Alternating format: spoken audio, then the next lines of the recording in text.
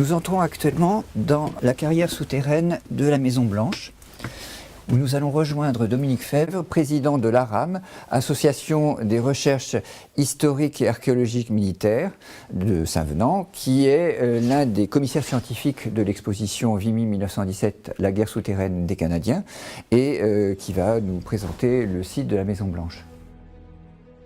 Nous sommes ici dans la carrière de la Maison Blanche, qui est en seconde ligne dans les lignes de réserve canadiennes.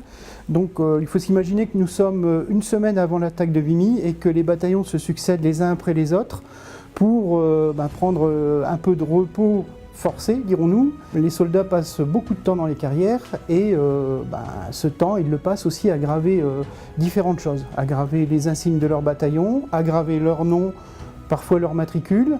Ce qui permet aujourd'hui de pouvoir suivre le chemin qu'ils ont pu faire durant cette période.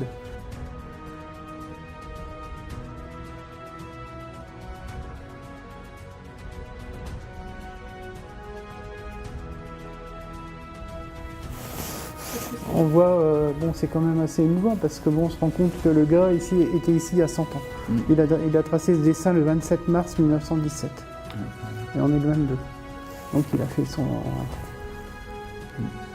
Blue Morton, Canada. Et lui, malheureusement, ne rejoindra pas le Canada. Parce qu'il sera tué, je pense, en 17 ou 18 ici en France. Comme façon de faire, c'est très poignant en fait de voir qu'on laisse un message, qu'on va sortir dans les lignes. Il y a des choses plus intimes. Il y a un profil de femme, mais on peut tout imaginer parce qu'on retrouve après l'histoire des soldats avec leur matricule, leur fiche d'engagement. On sait par exemple, McKenna, on sait qu'il s'est marié après la guerre, mais est-ce qu'il s'est marié avec la femme qui lui a servi de modèle, ou au moins dans ses pensées, juste avant la bataille, ce magnifique profil de femme qui est gravé. Donc je trouve que ça magnifie encore un peu les choses, de mettre des bougies et de revivre un peu comme ces lumières un peu jaunes, un peu lancinantes, ça s'accorde bien. Là on a aussi des dessins qui sont assez intéressants. Pourquoi pas un portrait de famille, justement, avec le père, le frère, la mère, la sœur. Ça c'était fait au crayon bleu.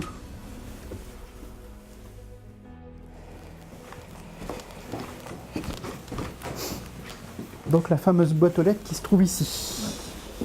Donc là ce sont deux soldats du 15e bataillon qui ont gravé ça en 1917, le 16 mars 1917, maintenant 100 ans.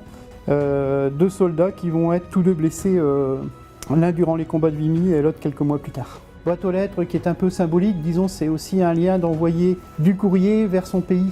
Et on retrouve dans d'autres souterrains un peu aussi cette symbolique du courrier à travers des gravures faites par les soldats. Pour retirer des blocs comme ça, il fallait au moins avoir une sorte de burin ou quelque chose d'assez tranchant pour dire de pouvoir attaquer la craie. C'est vrai qu'en prenant morceau par morceau, on passe des journées. Moi j'ai passé des journées complètes ici dedans. La carrière souterraine de la Maison Blanche est un des lieux symboliques majeurs dans le département de la présence des troupes canadiennes pendant la Première Guerre mondiale. C'est un lieu qui se trouvait sous les deuxièmes lignes et qui a permis aux soldats canadiens de se protéger des bombardements et de pouvoir ensuite monter vers la première ligne pour installer et préparer l'attaque du 9 avril 1917. C'est un des lieux majeurs que nous souhaitions présenter dans le cadre de cette exposition qui a pour objectif de montrer plus largement les traces laissées par les troupes canadiennes bien sûr, mais aussi françaises, allemandes, australiennes, néo-zélandaises, américaines, sur le sol de la région Hauts-de-France.